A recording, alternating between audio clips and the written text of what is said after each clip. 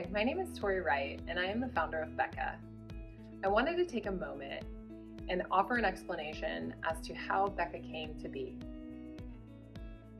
I'd like to begin with my own personal story, and this story begins as a child. First of all, I want to share with you all that due to my own experience as a child and having faced several hardships and challenges, including a wide variety of traumas throughout my childhood, I see the world very differently.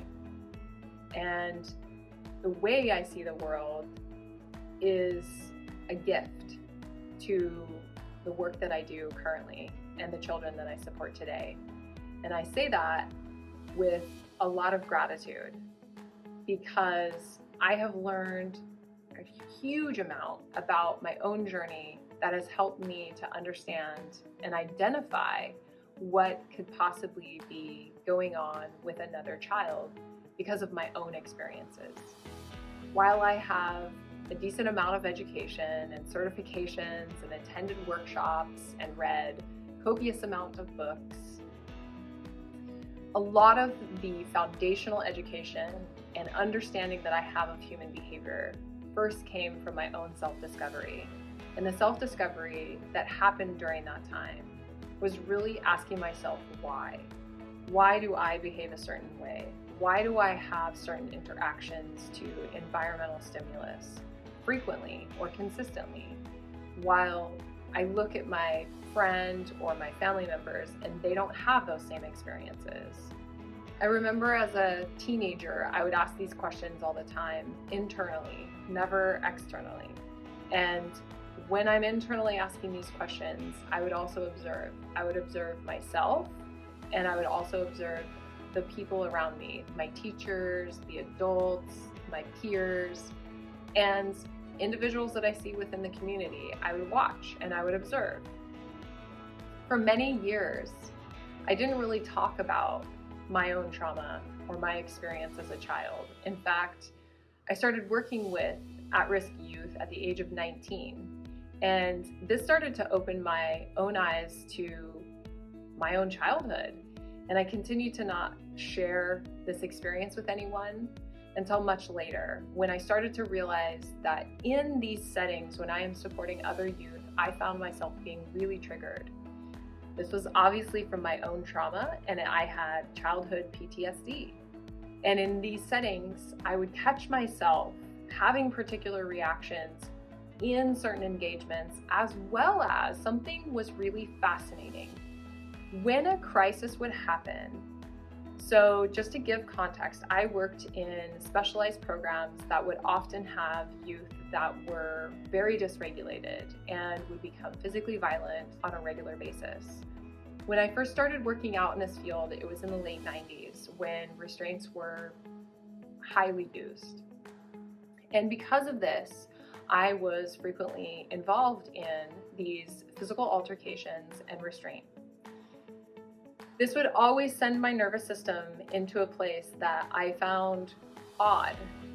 I didn't have a big reaction. I wouldn't become dysregulated myself. Instead, I would almost become numb and calm.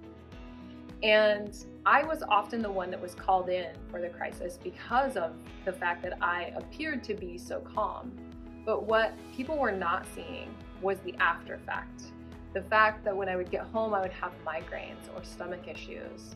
And later on, I discovered that I have an extremely sensitive gut, and the sensitivities continued to pile up. Migraines became a norm for me, year after year after year, getting worse. All of these things in my life have contributed heavily to the development of BEHCA and recognizing that trauma, our childhood experiences, the way in which we were communicated with from and to our parents, and in addition to that, any neurological processing or biological essence of who we are contribute to how we experience the world. And it's all unique. Every single one of us has a unique style. And I was starting to discover my own style. And in discovering that, I started asking myself why others were so different. And I started identifying how uniquely different, but yet similar we all are. So with this perspective, over several years and a lot of time passing, I found that many of our plans in educational settings and professional settings are developed with anecdotal or subjective information based on the professional or teacher that is writing the assessment or writing down the goal or document.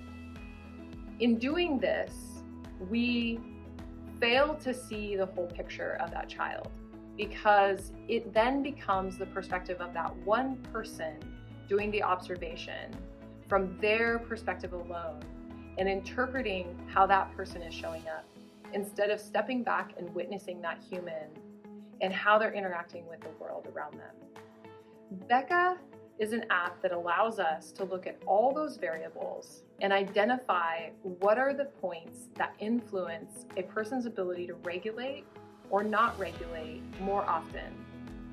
With that kind of information, it allows us to create a solid hypothesis that begins to build a picture that then turns into a larger picture.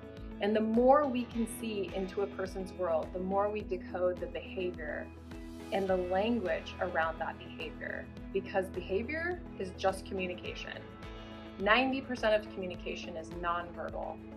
We need to learn how to observe more and better, and we need to be better at collaborating, because my perspective shared with 3 other people witnessing the same child, their perspective added to that now gives us this huge perspective that we begin to understand this child even more.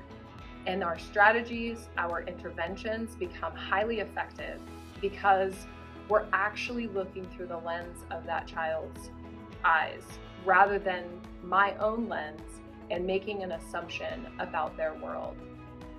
And BEHCA really came about because I wanted to find a way to track behavior, not just tick mark tracking and knowing how many times a person hits or kicks, but really what is influencing the potential for crisis? What is influencing the dysregulation that begins to happen with some of these children?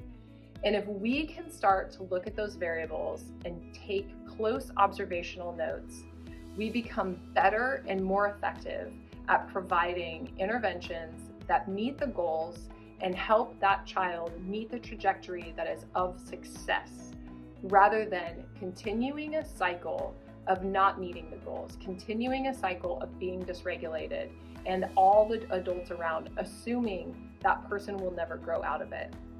I really believe that behavior is not as complicated as we would like to think it is. We just need to slow down, witness it, and check ourselves in terms of our bias and our assumptions, and witness and observe more. And with that information, we then can provide supports that are really powerful to these children and making a huge difference. This is something that I'm obviously very passionate about, and I find myself frequently as a loud voice and advocate for those who don't often have a voice or cannot articulate at the level that I am able to. I also find that this world crosses all dimensions of discrimination. And what I mean by that is disabilities do not discriminate from gender to race to age or any of the spectrum in between all of that. We all have a unique way of experiencing the world, and every single one of us are worthy of being able to show up in this world in an effective way. It's just a matter of having somebody come along and witness us in the right opportunity to be able to help us. I know that for myself, I had a lot of people come along and offer me supports when I really needed them. So perhaps in one way, BEHCA is an opportunity for me to give back to so many that believed in me, to so many that could see my potential and encouraged my success. Because according to many studies, I should not be as successful as I am. In fact, I should have a mental illness right now, or subjected to addiction or self-sabotaging behavior. Instead, I show up and I fight hard for those who don't have a voice. And I wanted to offer this perspective and why BEHCA was developed, because it's more than just a behavior tracking tool. It's a tool that allows us to see into the world of another human that is experiencing challenging or complex behavior.